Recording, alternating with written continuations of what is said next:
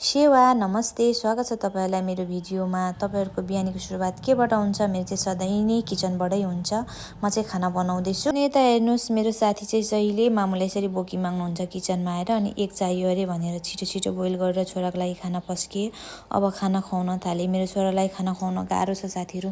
मुखमा राखेकै गर्नुहुन्छ। अनि मेरो छोरा चाहिँ खाना खाने बेलामा धेरै खेल्दै खानुहुन्छ के, अनि टाइम लाग्छ। अनि खाना दिइसकेर रेडी गरेर स्कुल पुर्याएर आएर मैले खाना खाए। खाना खाइसकेपछिको मेरो काम बेट मिलाउने। हेर्नुस् त साथीहरु, मेरो सिरानीको कभर चाहिँ कहिल्यै मिल्दैन। मम्मीले अर्कै लगाइराख्नुहुन्छ क्या। सफा हुनु पर्यो किन जोडिनै हुनु पर्यो भन्नुहुन्छ मेरो मम्मी चाहिँ। मेरो कोठामा चाहिँ लुगा झुन्डेको पोकापाकी म्याट बाइक के पनि छैन है साथीहरु। अनि मेरो चाहिँ छोरालाई स्कुल पुर्याएर आएपछि घरमै खतरा 3-4 घण्टा एक्सरसाइज हुन्छ है साथीहरु। यो बस्ने ठाउँमा चाहिँ मेरो छोराले क्ले दल्नु भएर कस्तो नराम्रो देखिरहेछ र मैले तन्नाको टुक्रा राखिदिए। धुन पनि पानी परेकै छ। अनि घरसर सफा गरेर फोहोर उठाएर यता परियोलाई पनि अलिअलि पुसेर राम्रो बनाए। झ्याल पनि धेरै भएको थियो, नपुसेको हल्का पुसे। लुगाको डल्ला निकालेर अब लुगा धुनु बसे। मम्मीले मलाई सघाउनु भयो। त्यसपछि मैले सबै लुगाहरू सुकाएर सके। अनि एकछिन बसेको थिएँ। मम्मीले त मलाई त केरा मुखैमा खादिदिनु भयो। मलाई खासै मन पर्दैन नि त।